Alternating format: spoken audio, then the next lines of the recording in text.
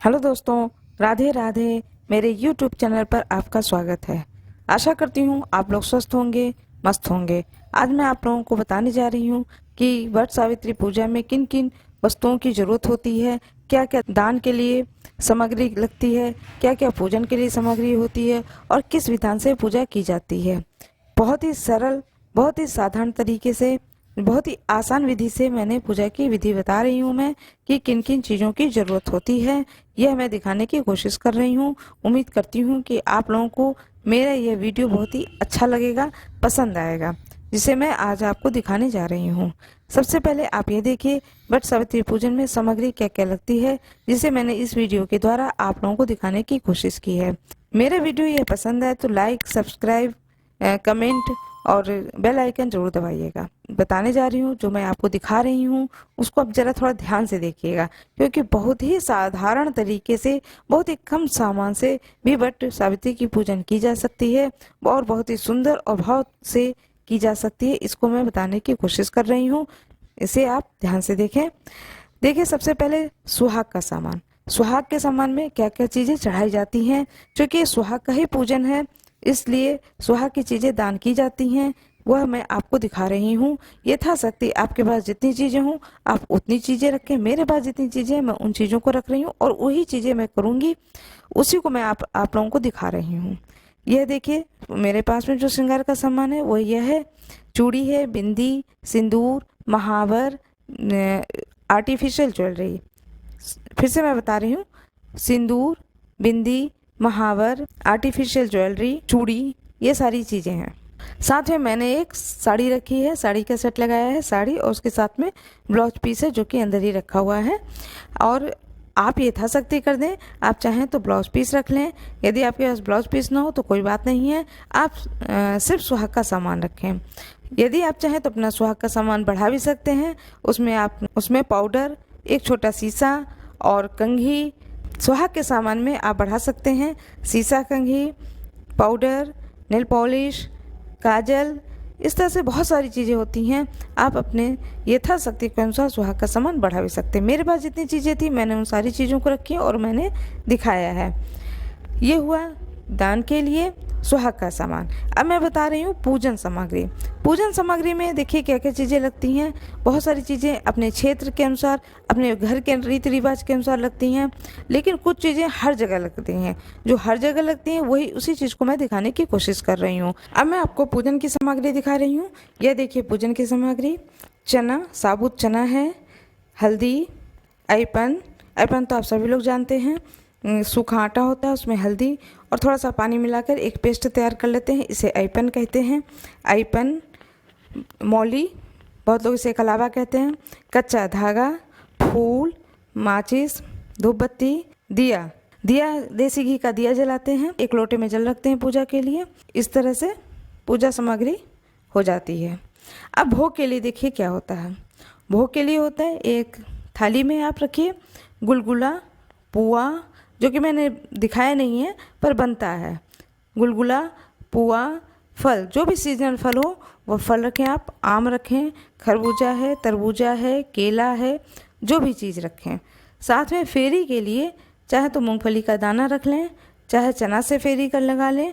यह आपकी इच्छा अनुसार है कि जिस चीज़ से भी चाहें आप, इच्छा और सुविधा अनुसार है। अब मैं आपको बताने जा रही हूँ, यदि आप घर में पूजा कर रहे हैं तो बहुत लोग कलश रखते हैं। घर में जब पूजा करते हैं तो 3 चीज़ों की ज़रूरत होती है। कलश की, घर ही में जो आप गौर गणेश रखते हैं माता रानी के सामने अपने पूजा स्थान पर, हर कोई गौर गणेश रखता है, मैं भी रखती हूँ। ये देखिए गौर गणेश है, गौर गणेश। और पूजा का थोड़ा सा विधान में अंतर आ जाता है, क्योंकि यहाँ वृक्ष तो है नहीं।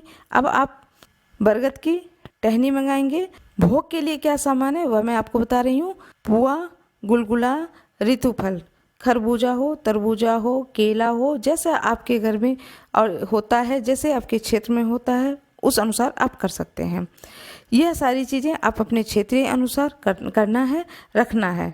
साथ में फेरी लेने के लिए मूंगफली ले लें या चने की दाल ले लें या साबुत चना ले लें।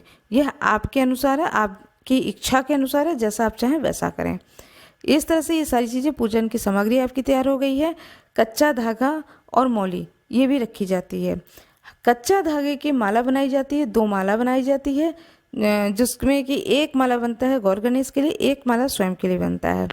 2 पत्ती बरगद की तोड़ी जाती हैं, एक अपने बाल में लगाने के लिए, एक कमर में लगाने के लिए।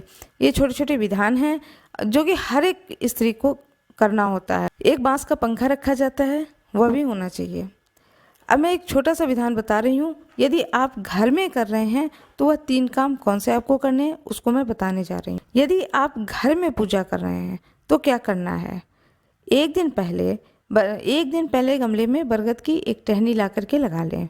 उसमें कपोला होना चाहिए, बहुत लोग कपोला कहते हैं, बहुत जगह टेसू कहा जाता है, यह अपने अपनी क्षेत्रीय भाषा है।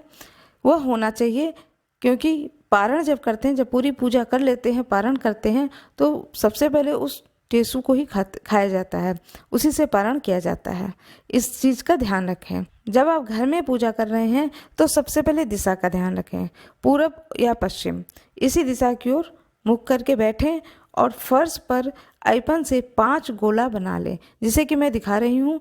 ऐपन से 5 गोला बना लें, उसके ऊपर वो बरगद का जो गमला रख दें जिसमें आपने टहनी लगाई है, वह गमला रख दें। फिर आप अपनी पूजा शुरू करें।